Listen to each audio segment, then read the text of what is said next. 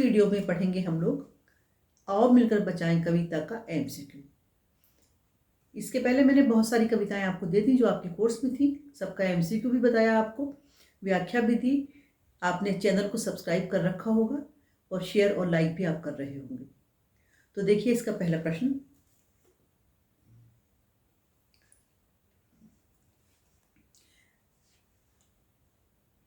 निर्मला पुतुल का जन्म कहाँ हुआ? ऑप्शन है इसके मध्य प्रदेश के आदिवासी परिवार में, बिहार के आदिवासी परिवार में, झारखंड के आदिवासी परिवार में या नागालैंड के आदिवासी परिवार में। तो इनका जन्म हुआ था झारखंड के आदिवासी परिवार में। इसी कविता का नेक्स्ट क्वेश्चन, कवयित्री किसे बचाने का प्रयास या आह्वान करती हैं? अपनी बस्ती के पानी को, संथाल बस्ती की संस्कृति को, बस्ती वासियों के पलायन को, या जो ऑप्शन मैंने कहे हैं कोई भी ठीक नहीं है। तो कवयित्री जो हैं वो संथाल बस्ती की संस्कृति को बचाने का प्रयास करती हैं या आह्वान करती हैं। नेक्स्ट प्रश्न इसके लिए है, आओ मिलकर बचाएं कविता में किसका जिक्र नहीं है? संथाल परगना, झारखंडी भोलापन, शहरी सुविधाएं, और इसका लास्ट ऑप्शन है जुझारूपन। तो कविता में जिसका जिक्र नहीं है वो है शहरी सुविधाएं, यानी बड़े शहरों में रहकर जो हमें आराम मिलते हैं। नेक्स्ट क्वेश्चन, संथाल परगना की क्या समस्या है?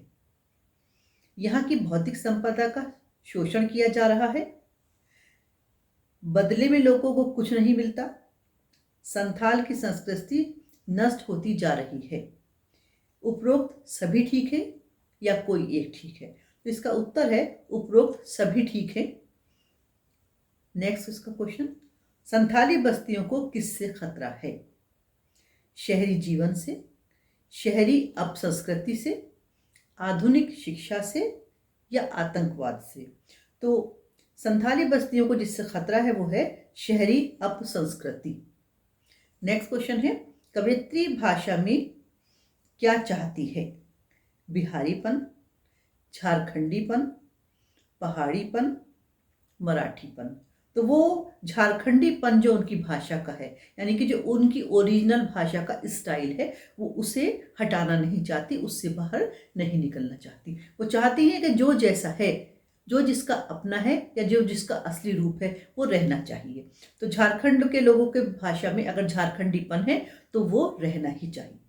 नेक्स्ट क्वेश्चन इसका, बस्तियों के नंगी होने का क्या अभिप्राय है? मर्यादाहीन होना, लोगों का पलायन, वृक्षों का काटा जाना, शिक्षा का अभाव? तो जो हमारी कविता कहती है उसके हिसाब से इसका उत्तर है वृक्षों का काटा जाना। जब वृक्ष कट जाएंगे तो सारी जमीन बिल्कुल से खाली हो जाएगी। उसी को इन्होंने कहा है बस्तियों के नंगी होने का क्या अभिप्राय है, यानी कि जो बस्तियां हैं वहां पर हरा भरापन रहना चाहिए। नेक्स्ट क्वेश्चन इसका, मन का हरापन से क्या तात्पर्य है? शिक्षा के साधन, धन संपत्ति, मधुरता और उमंग, सुविधा का होना? तो मन का हरापन से जो कविता के हिसाब से उत्तर निकलता है वो है मधुरता और उमंग।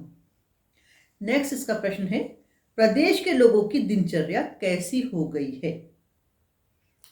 1 तेज और शानदार, 2 उत्साहपूर्ण और प्रसन्न, 3 ठंडी और सुस्त, और इसका लास्ट ऑप्शन है मंद और उदास। तो प्रदेश के लोगों की दिनचर्या ठंडी और सुस्त हो गई है। नेक्स्ट क्वेश्चन इसका, जीवन की गर्माहट का अर्थ नहीं है? हलचल, उत्साह, शिथिलता, गतिशीलता? तो गर्माहट का अर्थ जो यहां पर नहीं बनता वो है शिथिलता।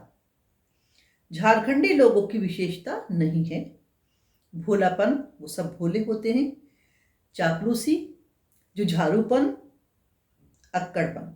तो जो उनकी विशेषता नहीं है वो है चापलूसी।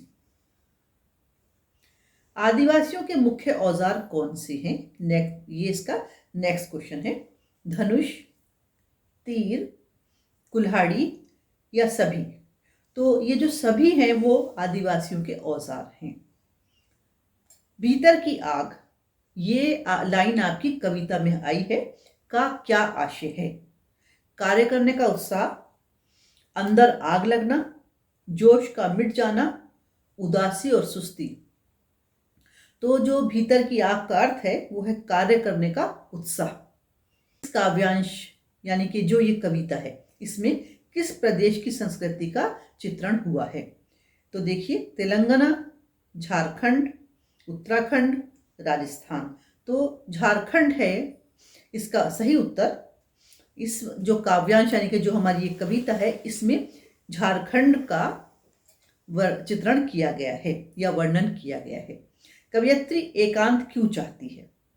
अपने मन का काम कर सके, भीड़ से बचना चाहती है, बाधाओं से बचने के लिए, या मन की पीड़ा को रोकर कम कर सके।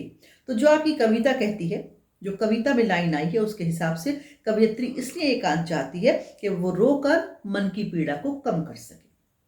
खुले आंगन की जरूरत क्यों है?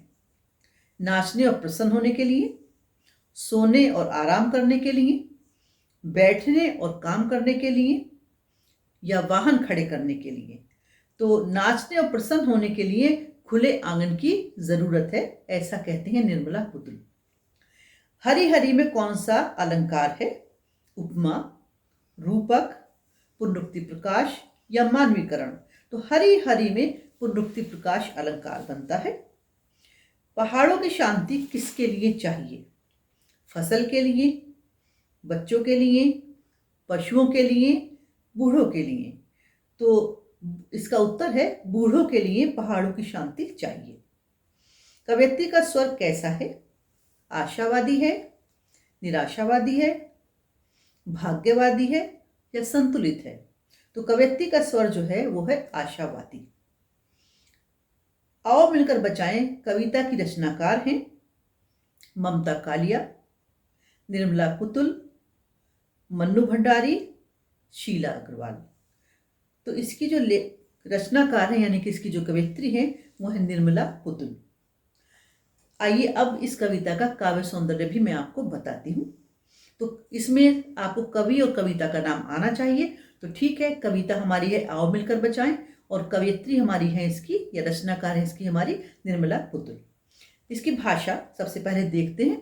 उर्दू मिश्रित खड़ी बोली है, भाषा आडंबरहीन है, मतलब कवित्री ने जो चाहा वो सीधा सीधा कह दिया है, लेकिन भाषा में प्रवाह है, सहज है और वो सरल भी है। दूसरी बात यह है कि कवयित्री को अपनी संस्कृति से बहुत लगाव है, अपने परिवेश और लोक जीवन की सहजता को वो बनाए रखना चाहती हैं।